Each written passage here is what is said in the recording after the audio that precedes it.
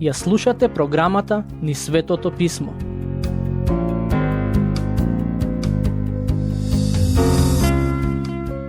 Пред да започнеме со проучување на Евангелието според Матеј, би сакал да го премостиме јазот помеѓу Стариот и Новиот Завет. За соодветно да го разбереме и вреднуваме Новиот Завет, од исклучителна важност е да знаеме што се случи помеѓу крајот на Стариот и почетокот на Новиот Завет. Тоа е период од околу 400 години. Откако пророкот Малахија проговори, небесата замолкнаа. Тоа е како Божјата радиостаница да се затвори и истата не прикажуваше никакви епизоди во период од 4 века. Првата епизода што го прекина молкот беше кога Господовиот ангел му прозборе на Захарија, татко му на Јован Крстител, додека тој се молеше во храмот во Ерусалим. Ангелот го најави раѓањето на Јован Крстител како претходник на Господ Исус. Патем, во ова Евангелие ќе забележите дека Матеј на Јован Крстител му дава значајна улога. Во овој период од 400 години, кој често во теологијата се нарекува период на молк, се случија многу важни настани. Всушност, ова е еден од поинтересните периоди од историјата на евреите, бидејќи во тие 4 векови се случија нешта кои имаа силно влијание врз геополитичката состојба на Блискиот Исток. Истовремено, овој период беше и ужасен, бидејќи во него се случија многу трагични настани. Од денешна перспектива можеме да кажеме дека светските историчари имаат направено многу важни откритија за меѓузаветниот период. Во тој период се случија многу политички и религиозни настани, кои беа повод за радикална трансформација помеѓу евреите. Нивната култура се промени, но и помеѓу нив се појавија некои нови институции и организации за кои читаме во Новиот Завет. Стариот Завет завршува со Персиската империја како светска сила, но и Египет беше една од поголемите светски сили, која воопшто не беше за потценување од геополитичка гледна точка. Но, во Новиот Завет, овие две царства воопшто не се вбројуваат меѓу најголемите светски сили. Моќта се пренесе од истокот на западот, од Азија кон Европа, од Персија кон Балканот. Со почетокот на Новиот Завет дознаваме дека во тоа време Рим беше новата светска сила. За подобро да ги разбереме светските движења, со вас ќе споделам неколку важни датуми од овој меѓузаветен период, кои ќе ни дадат птичја перспектива на важните настани. Не би сакал да ве заморувам со многу информации, но еве неколку важни настани и датуми поврзани со нив. 480 година пред Христос. Персискиот цар Ксеркс добива важна битка против грците во Термопили, но потоа губи важна битка кај островот Саламина.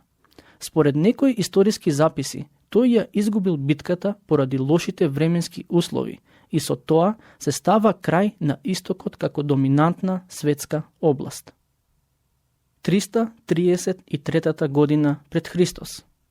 Од западот се појави козелот за кого пророкот Даниел пишува во 8 глава од неговата книга. Станува збор за Александар Македонски, козелот со големите рогови.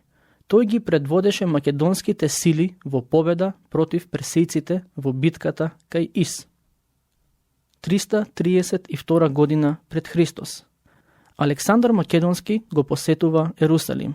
Соочен е со пророштвото на Даниел. Тој одлучува да го поштеди Ерусалим, еден од ретките градови со кој го прави тоа. 322 година пред Христос. Александар умира во Персија. Тој имаше план престолнината на својата империја да ја премести во таа област. Неговата светска империја на истокот и западот е поделена помеѓу неговите 4 генерали. 320 година пред Христос. Птоломеј Сотер ја припојува Јудеја кон Египет. 312 година пред Христос. Селевк прв, победникот, основачот на Селевкитската империја, која се наоѓа во Сирија, се обидува да ја освои Јудеја. При крајот на 4. век пред Христос, поради овие случувања, Јудеја станува борбената зона за Сирија и Египет и на некој начин станува тампон област за двете сили. Тие постојано се обидуваат да ја освојат оваа област, што значи дека во овој период Јудеја беше место на големи немири. 203 година пред Христос. Антиох Велики го освојува Ерусалим и Јудеја паѓа под влијанието на Сирија. 170 година пред Христос. Антиох Епифан го освојува Ерусалим и го освернува храмот. Во книгата на пророкот Даниел, глава 8, стих 9, е спореден со мал рок. Некои историчари го нарекуваат Нерон од еврејската историја. 166 година пред Христос. Мататија, јудејски свештеник, крева востание против Сирија и со тоа започнува макавејскиот период. Моje лично мислење е дека израелскиот народ во ниту една друга доба нема настрадано толку многу како во оваа за која сега зборувам, но истовремено и народот никогаш не бил толку смел и храбар како во овој период. Јуда Макавејски, неговиот надимак значи чеканот, беше предводник на ова востание. 63 година пред Христос. Помпеј римјанинот го освојува Ерусалим и со тоа евреите се подчинети под нова светска сила, истата светска сила што владееше над нив во времето на Исус Христос и низ целиот новозаветен период. 40 година пред Христос. Римскиот сенат го назначува Ирод за цар на Јудеја. Тој и неговото семејство се едни од најизопачените владетели во историјата на човештвото. Криминалите на денешните мафии не ни може да се споредат со оние на Ирод и неговото семејство. 37 година пред Христос. Ирод го зазема Ерусалим и го убива Атигон, последниот од макавејските цареви свештеници. 27 година пред Христос. Цезар Август станува император на Рим. 19 година пред Христос. Започната изградбата на Иродовиот храм, но истата никогаш не е завршена. Се до моментот на раѓањето на Господ Исус, ситуацијата во Јудеја останува релативно мирна. 4 година пред Христос. Ова е всушност точниот датум кога Господ Исус доаѓа на овој свет. Од прилика, тие се најважните датуми поврзани со меѓузаветниот период. Во овој период се појавија неколку групации кои се спомнуваат во Новиот Завет, но воопшто не можете да ги најдете во Стариот. Ќе спомнам неколку од нив. Фарисеи. Тие беа доминантната религиозна група. Нивното основање имаше за цел да ги заштити евреите од надворешните религиозни влијанија. Тие веруваа во писмата, она што ние го нарекуваме Стар Завет, но беа и стриктни легалисти. Нивните политички ставови беа националистички и имаа цел да ја го вратат царството назад на Давидовата лоза. На некој начин, фарисеите беа религиозно-политичка партија. Теолошки гледано, можеме да ги наречеме фундаменталисти, а политички гледано припаѓа на така наречената десница. Садукеи. Нивните членови беа богати луѓе, кои сакаа да донесат промена во општеството, но тоа да го направат ослободувајќи се од традициите. Би можеле да кажеме дека беа либералите во религиозните кругови. И денес ништо не е сменето. Тие што се богати најчесто имаат либерални гледишта и сакаат да се ослободат од библиските традиции врз кои се граделе многу општества векови наназад. Садукеите беа либерални во нивните теолошки гледишта и по тоа, генерално гледано, се подразбира дека не веруваа во надприродните Божи дела. Како такви, тие беа еден вид на противници на фарисеите. Би можело да се каже дека идеолошки гледано, садукеите беа многу поблиски до епикурејците, кои пак се водеа според едно главно правило, а тоа гласи: јади, пи и биди среќен, бидејќи утре ќе умреш. Садукеите веруваа многу поразлично и од стоиците. Генерално гледано, за садукеите може да се каже дека беа луѓе што на некој начин се трудеа да живеат добар живот, како што многумина денес се обидуваат да го сторат тоа без Бог, но не им успева. Книжници. Третата група која е важна и вреди да се спомне се книжниците. Тие беа група на професионални проучувачи на законот, која се чини дека е основана уште од деновите на старозаветниот лик Ездра. За жал, со текот на времето ја промашија главната цел на законот. Повеќе беа загрижени да го запазат словото на законот, отколку да го разберат духот на законот. Кога Ирод ги повика книжниците и ги праша каде треба да се роди Исус, тие знаеа што вели законот. Му одговорија дека треба да се роди во Витлеем. Но, наместо самите тие да се качат на камили и да одат да го посетат новородениот цар, тие си останаа дома. Не беа заинтересирани за исполнувањето на законот, иако го познаваа многу добро. Сакам сега да ви се обратам вам што ја слушате оваа програма. Не верувам дека имате нешто против проучувањето на Божиот збор, но сакам да ве предупредам за да бидете внимателни. Немојте само да барате повеќе информации од Библијата, туку дозволете и да ви го промени животот. Ако само ја читате Библијата, можете да научите одредени факти, но ако Светиот Дух е вашиот учител, тогаш тоа што го читате ќе стане живот во вас. Вие можете да ја читате Библијата и да знаете многу информации за неа, за Христос, за последните времиња, за Антихристот, за почетокот на светот, за гревот и слично. Овие нешта може да ги знаете на ниво на интелект, а сепак да не се вкоренат во вашите срца. Такви беа книжниците. И со тага во моето срце сведочам дека некои од најладните и најтврдокорните луѓе што ги познавам се токму луѓе што ја читаат Библијата, но сепак не дозволуваат таа да ги промени нивните карактери. Важно е да се познава Божиот збор, но не само за да можеме да дебатираме и да аргументираме за тоа што е пишано таму, туку да му дозволиме да не промени и да го пренесеме на другите луѓе. Иродовците. Оваа четврта група беше повеќе политичка во своето дејствување и му се противеше секому што имаше амбиции да се зацари наместо Ирод. Сакаа Ирод, а и луѓето што беа на чело на нивната така наречена партија, да си останат на власт и правеа се што можеа политичката состојба во тој дел од светот воопшто да не се промени. Во овој меѓузаветен период се случуваа и важни активности од аспект на литературата. Например, Стариот Завет беше преведен на грчки во египетскиот град Александрија во периодот помеѓу 285 и 247 година пред Христос.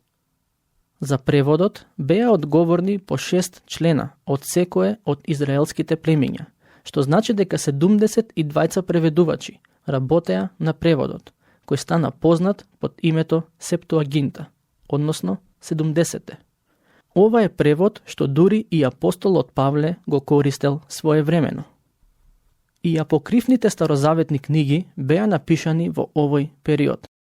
Станува збор за 14 книги, кои евреите не сметаат дека се инспирирани од Бог, туку сметаат дека се инспирирани од луѓе.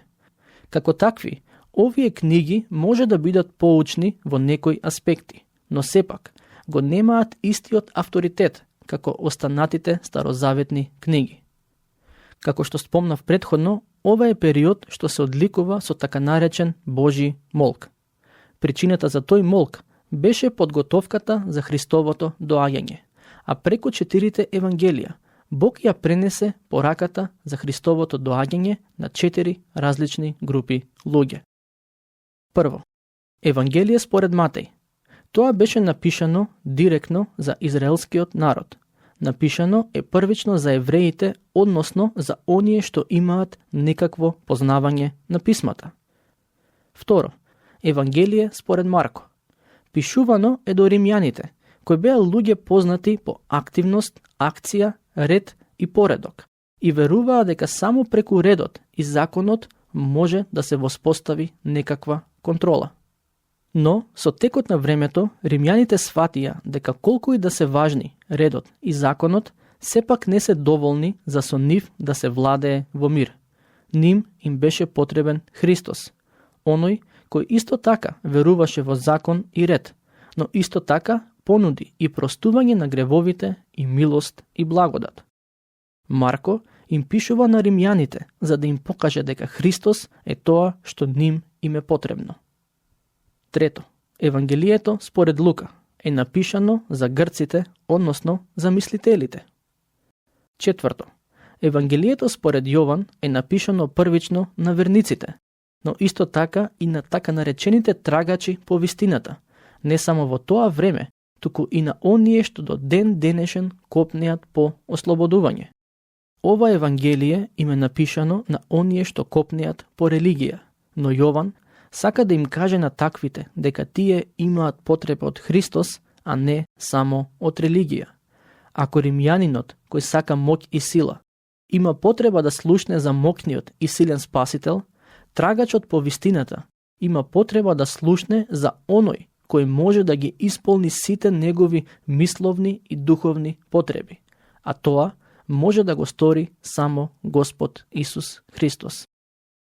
Иако денес започнуваме со проучување на Евангелието според Матеј, сепак сакав накратко да ви дадам преглед од птичја перспектива на 4 Евангелија и публиката за која тие се напишани. Вовед во Евангелието според Матеј. Сега би сакал конечно да почнеме да размислуваме за Евангелието според Матеј. Ова Евангелие, кое иако не е најрано, сепак е прво во Новиот Завет и е напишано од страна на човек што работеше како цариник, се до моментот кога се сретна со Господ Исус. Ова Евангелие е напишано на еврејски јазик и за тоа имаме потврда од папи, Еузебиј и други апостолски отци. Сите тие се согласуваат со идејата дека Матеј пишувал на еврејски и дека неговото Евангелие е напишано за израелскиот народ.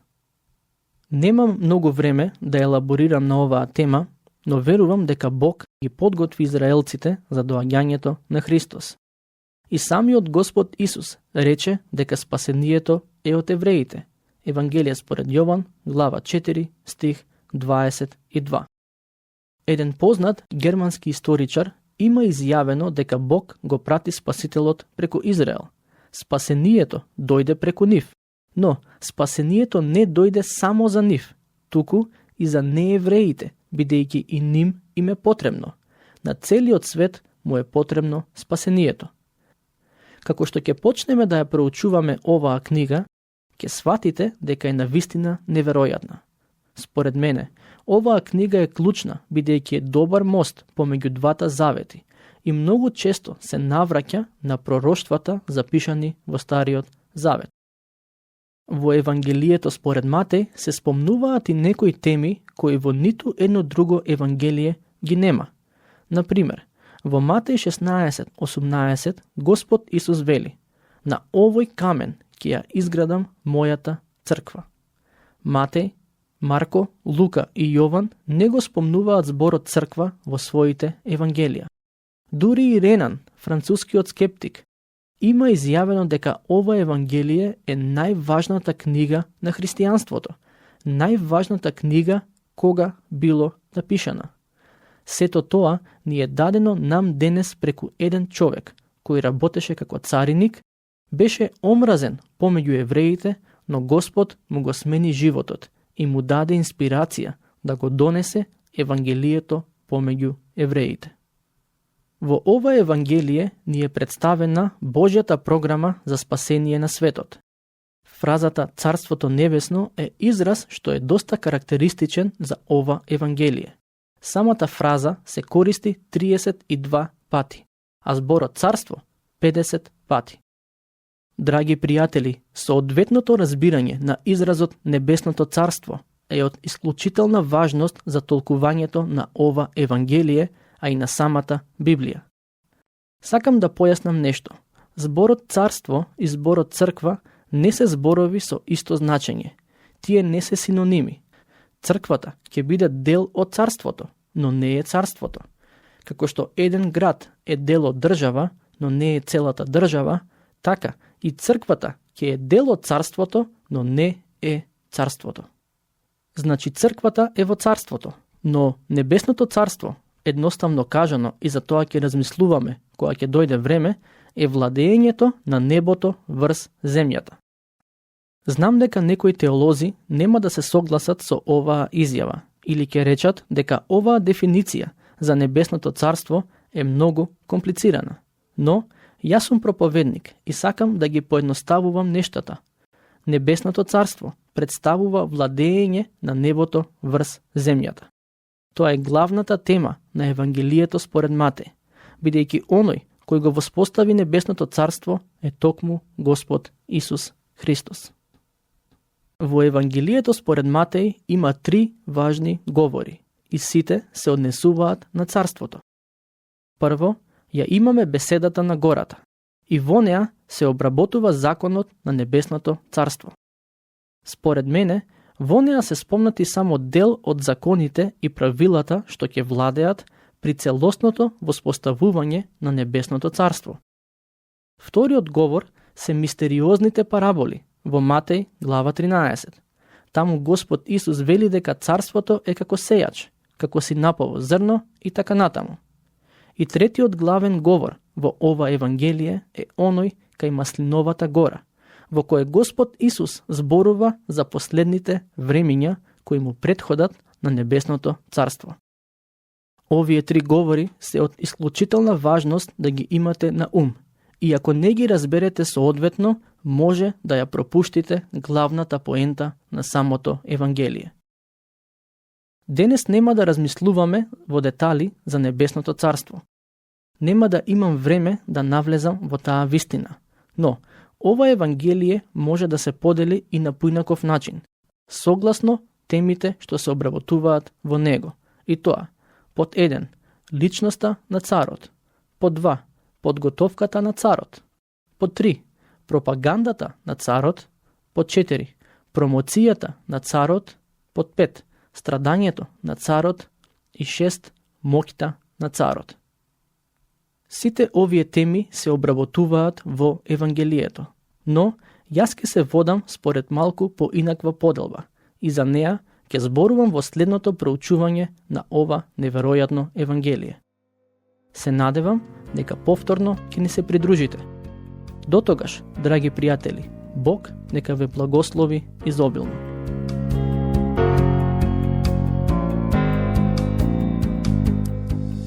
Слушнавте епизода од програмата Низ Светото Писмо. Можете да не слушате и преку мобилна апликација на нашиот YouTube канал и на подкаст платформите како што се Apple и Spotify. Ако ви се допаѓаат нашите епизоди, споделете ги и препорачајте ги на вашите пријатели. Бидете слободни да ни оставите свој коментар или да ни пишете на нашата имейл адреса nizsvetotopисmo@gmail.com. Следете ги нашите страни Низ Светото Писмо на Facebook и Instagram. Епизодите од оваа серија можете да ги најдете и на нашата веб страна ttb.twr.org.